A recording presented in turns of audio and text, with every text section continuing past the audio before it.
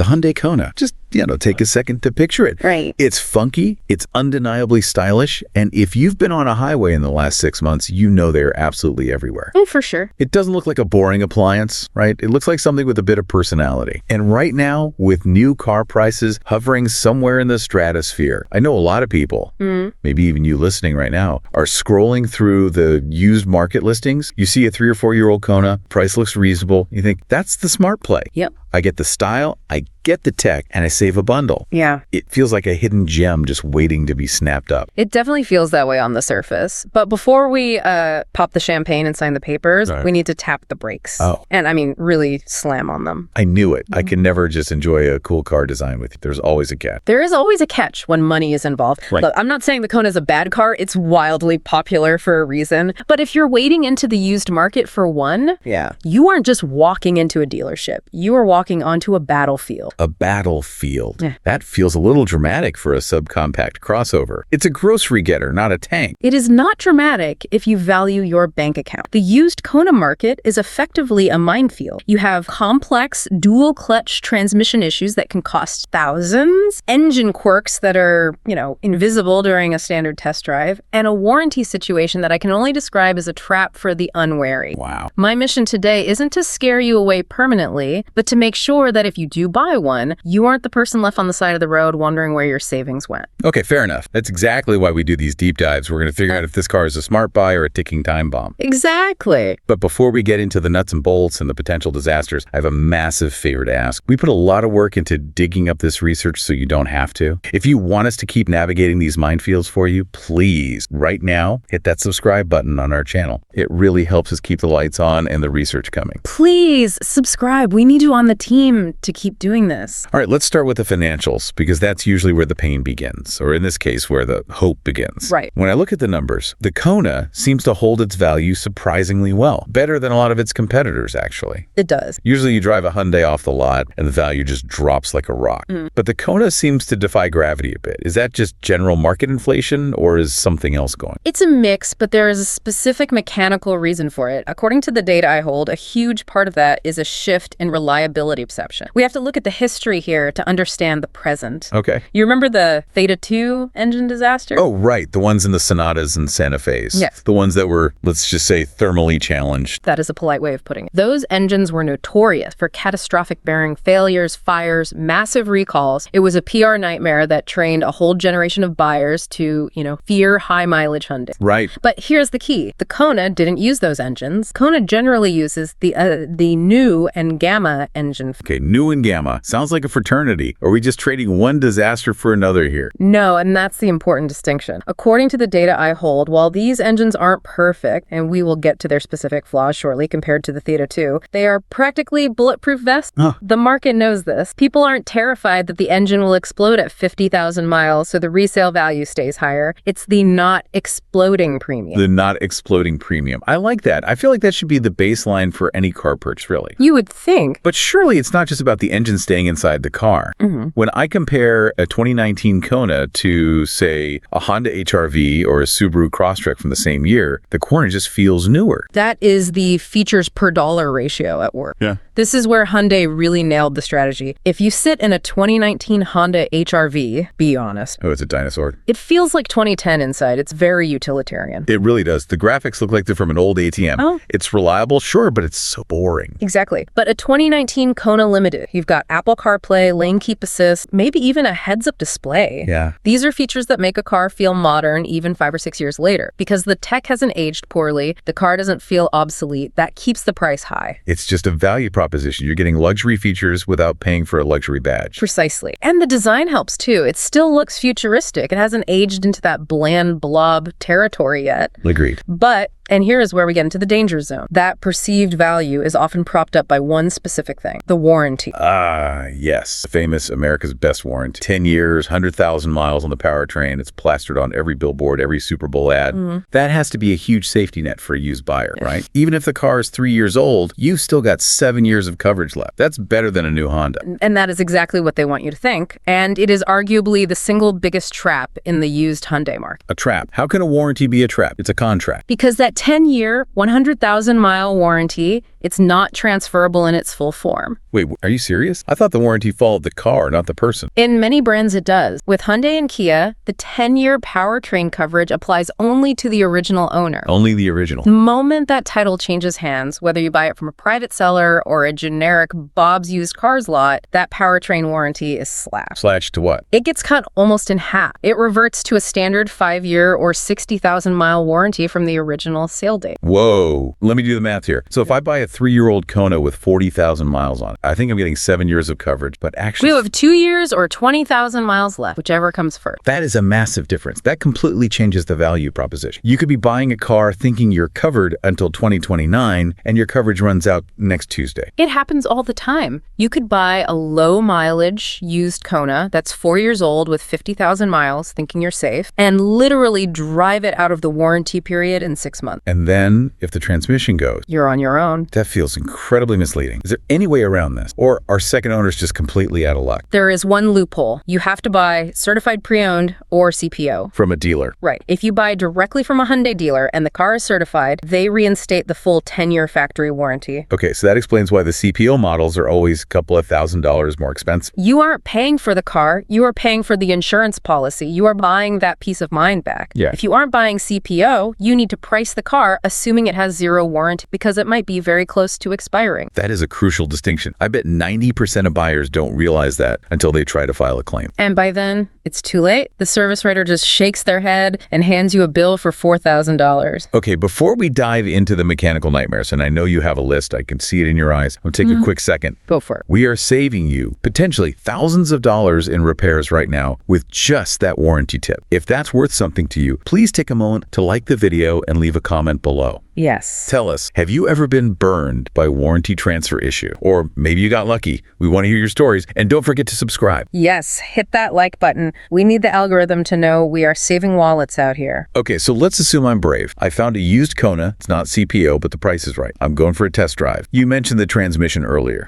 Is this the standard automatic transmission that everyone is used to? No, and that's the problem. If you are looking at a turbo model, specifically pre-2024, you are likely dealing with the 7-speed dual-clutch transmission, or DCT. Dual clutch sounds fancy. Isn't that what they put in Ferraris and Porsches? It is. It's efficient, and it shifts lightning fast. But there are two types, wet clutch and dry clutch. Okay. High-end sports cars use wet clutches that bathe the gears in oil to keep them cool. Hyundai, to save weight and cost, uses a dry clutch system in the Kona. And I'm guessing dry means hot? Precisely. Friction creates heat, and this is where the driving habits of the previous owner can ruin your life. How so? Americans are used to traditional automatic transmissions with a torque converter. Basically, a fluid coupling that lets the engine spin while the wheels are stopped. Yeah. You know how in a normal car, you can just let off the brake in traffic and creep forward at 2 miles per hour? Yeah, the traffic crawl. Everyone does it. It's how we survive rush hour. In a dry clutch DCT, you cannot do that. The computer has to physically slip the clutch plates to make the car move that slowly. It's exactly like riding the clutch in a manual transmission car. Oh, no. If the previous owner spent 3 years commuting in stop-and-go traffic and crept the whole time, they were effectively taking sandpaper to the clutch plates every single morning. So you're buying a car with a pre-fried transmission. Exact. The clutch plates could be glazed, overheated, or practically destroyed. And because it's an automated manual, it's not a cheap fix. I bet. We are talking about a clutch job that requires specialized labor and reprogramming. How do I spot this on a test drive? Because a dealer isn't going to tell me, oh yeah, the previous guy didn't know how to drive a DCT. You have to perform the hill test. The hill test. Okay, walk me through it. Find a slope. It doesn't have to be a mountain, just a decent incline. Come to a complete stop, let off the brake, and then gently touch the gas. You want to force the computer to engage the clutch slowly under load. And what am I listening for? Or feeling for? You're feeling for it. If the car shudders, shakes, or makes a grinding noise, almost like a manual car where the driver is bad at using the clutch, walk away. Just walk away. No negotiating. Run away. That shudder is the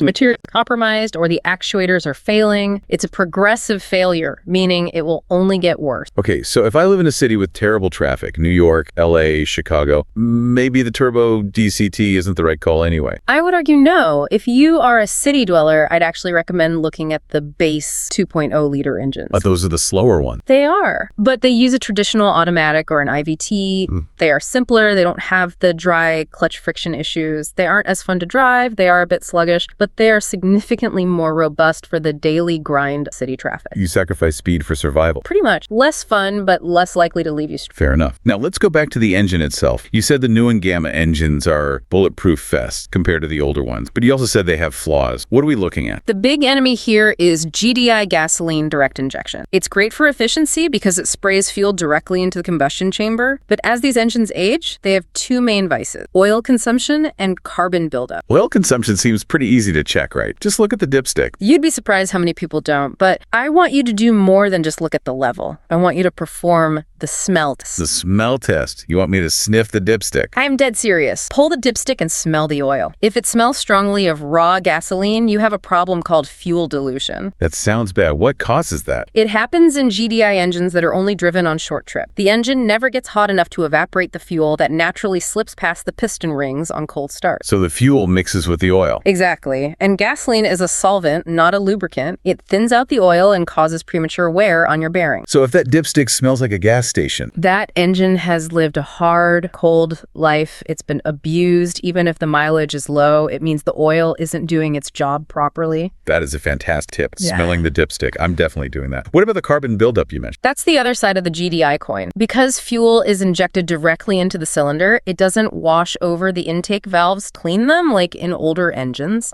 So over time, usually around 30,000 to 40,000 miles, carbon gunk builds up on the valves. It can cause rough idling, lost power, and poor fuel economy. Is that a deal breaker? Not a deal breaker, but a bargaining chip. If you are serious about a car, get a pre-purchase inspection. Ask the mechanic to stick a borescope down there and look at the valves. Right. If they look like a barbecue grill that hasn't been cleaned in 5 years, you need to budget about $400 to $600 for a walnut blasting service to clean them. Use that to negotiate. Walnut blast. It sounds like a spa treatment, but I guess it's essential maintenance for these modern engines. Yeah. Okay, let's move inside the car. We talked about how nice the interior is, but are there any goblins hiding in the dashboard? Just one major one. The infotainment screen. The thing that makes it feel modern. Exactly. On the early models, specifically 2018 and 2019, the screens are prone to delamination. The adhesive layers of the screens start to peel apart due to heat, or worse, you get ghost touching. Ghost touch, like the car is changing the radio station by itself. Yes. The digitizer fails and starts registering touches that aren't happening. It'll start calling your contacts, changing maps, beeping randomly. It is maddening. Oh, that would drive me insane. And because these head units are integrated into the dashboard, replacing them out of warranty is extremely expensive. We are talking 4 figures easily. Ouch. So check the screen thoroughly, tap every corner. Correct. And look for bubbles under the glass. If you see a bubble, the delamination has started. So we've covered the scary stuff, but let's try to build the perfect Kona. If I want to buy one, what is the sweet spot? What exactly should I be typing into the search bar? We can narrow this down pretty efficiently. First, avoid the base SE models. Why? Just because they're base? Because they flooded the rental market. If you see a generic silver SE model, chances are it was a Hertz or Enterprise car. It's been driven by everyone, cared for by no one, and likely driven hard. Good point. Plus, they don't hold their value as well because there are thousands of them. Okay, no SE. So what am I buying? You want the limited or ultimate trims. These are the ones with the sunroofs, the leather, the upgraded safety tech. These are sought after. People want these specific cars, so they will always be easier to resell later. And what about age and mileage? The sweet spot is a 3 to 4-year-old vehicle, preferably off-lease, with about 30 to 40,000 miles. Why that specific window? Because the first owner took the massive depreciation hit. They lost that first 40% of value. But the car still has plenty of life left. It's past the infant mortality stage where factory defects show up, but it hasn't reached the geriatric stage where everything rubber starts to rot. That makes sense. Now, I have to ask about the elephant in the room, or maybe the electric eel in the room. The Kona electric. The EV wildcard. Prices on these have dropped like crazy recently. I've seen them for under $15,000. Is that an opportunity or a trap? It is potentially the bargain of the century, but only if you check one thing. The battery. The battery fires. Early Kona EVs had a massive recall because the LG Chem batteries had a tendency to,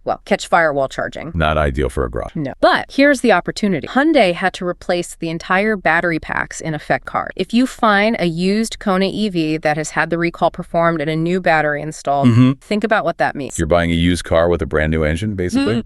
better than that. An engine wears out. A battery degrades. If you get a new battery, you are resetting the degradation clock to 0. You are getting a brand new $15,000 powertrain component for a used car price. Wow. The odometer might say 40,000 miles, but the heart of the car is at 0. If you can verify that swap happened, buy it. That is a killer tip. It's like the ship of Theseus. It's an old car, but the most important part is brand new. Exactly. But verify it. Don't take the seller's word for it. Check the VIN against the recall data. Okay, so to wrap this up, the Kona is stylish, it's packed with tech, and it can be a fantastic car. But you have to navigate the minefield. You have to verify the warranty status. Remember, second owners get half coverage unless it's CPO. right. You have to test that DCT transmission for shuddering on a hill. You have to sniff the dipstick for fuel dilution. And you need to make sure the screen isn't pressing buttons by itself. It sounds like a lot of homework, but for a car that offers this much style and tech, it might be worth it. It is worth it if you buy with your eyes open. If you buy blindly, you are just gambling. And we don't like gambling with our cars. I have one question I want to leave the listener with today. It's something that kept coming up as I looked at the data. Oh. Hyundai's biggest selling point is that massive warrant. It's the shield that protects brand. But if that shield disappears or shrinks the moment the car is sold to you, are you really buying the engineering or are you just buying the insurance policy?